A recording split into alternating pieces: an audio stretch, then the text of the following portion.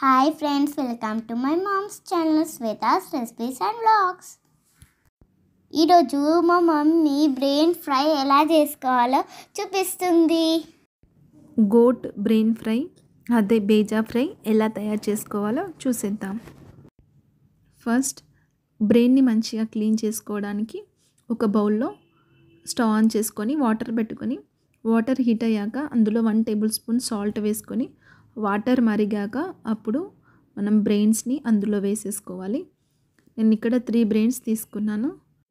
ఇప్పుడు stove off చేసుకొని ఒక 5 మినిట్స్ వరకు అదే వాటర్లో ఉంచాలి. అలాగే ఆఫ్టర్ 5 మినిట్స్ తర్వాత వాటర్లో నుంచి తీసి ఒక పక్కన ప్లేట్లో పెట్టుకోవాలి. స్టవ్ ఆన్ చేసుకుని కడాయి పెట్టుకుని ఒక 4 టేబుల్ స్పూన్ వరకు ఆయిల్ వేసుకోవాలి. ఆయిల్ హీట్ అయ్యాక అందులో 4 లవంగాలు, 2 ఇలాచీ, కొంచెం దాల్చిన చెక్క, ఒక బిర్యానీ ఆకు, 1/2 టీ స్పూన్ జీరా, 1/2 టీ స్పూన్ షాజీరా వేసుకొని కొద్దిగా వేగాక 1 కప్ చాప్డ్ ఆనియన్స్, 2 పెద్ద ఆనియన్స్ని చిన్న చిన్న ముక్కలుగా తరిగి వేసుకోవాలి. ఈ ఆనియన్స్ మొత్తం గోల్డెన్ బ్రౌన్ కలర్ వచ్చేంత వరకు ఆయిల్లో ఫ్రై చేసుకోవాలి. 1/2 టేబుల్ స్పూన్ పసుపు, కొద్దిగా కరివేపాకు, 1/2 table spoon ginger garlic paste వేసుకొని బాగా కలుపుకోవాలి. ఒక పచ్చి బిర్యానీ ఆకు, 1/2 టేబుల్ స్పూన్ సాల్ట్,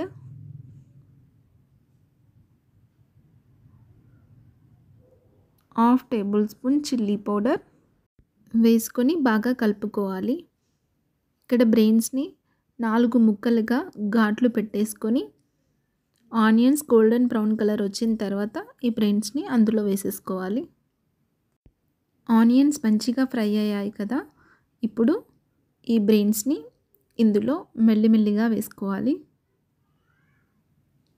ఒకేసారి వేసి కలపడం వల్ల నీచు వాసన అనేది వస్తుంది, అది మొత్తం విడిపోయి, అందుకని అలాగే ముద్దలు ముద్దల్లాగానే ఉంచుకొని మంటని స్లో ఫ్లేమ్లో పెట్టుకొని ఇలా 2 మినిట్స్కి ఒకసారి మెల్లిమెల్లిగా కలుపుతూ ఉండాలి. ఒకేసారి మొత్తం కలపకూడదు.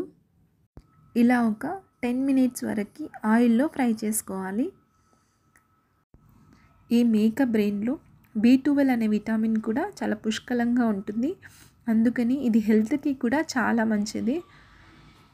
చిన్నపిల్లలు కూడా తినొచ్చు. సో దీన్ని ఇలా చేస్తే ఎగ్ ఫ్రై లాగే అనిపిస్తుంది కాబట్టి విటమిన్స్ కూడా వాళ్ళకి అందుతాయి. ఇలా ఒక 10 మినిట్స్ అయ్యాక 1/2 టీ స్పూన్ ధనియా పౌడర్, 1/2 టీ స్పూన్ జీరా పౌడర్ వేసుకొని బాగా కలుపుకొని ఒక 2 మినిట్స్ వరకు అలాగే సిమ్లో ఉంచేసుకొని స్టవ్ని ఆఫ్ చేసుకొని కొత్తిమీరతో గార్నిష్ చేసుకుంటే మన బేజా ఫ్రై రెడీ. బేజా ఫ్రైని ఎప్పుడు ఇలా ట్రై చేయకుండా ఉంటే ఒకసారి ట్రై చేసి ఎలా ఉందో కమెంట్ చేయండి.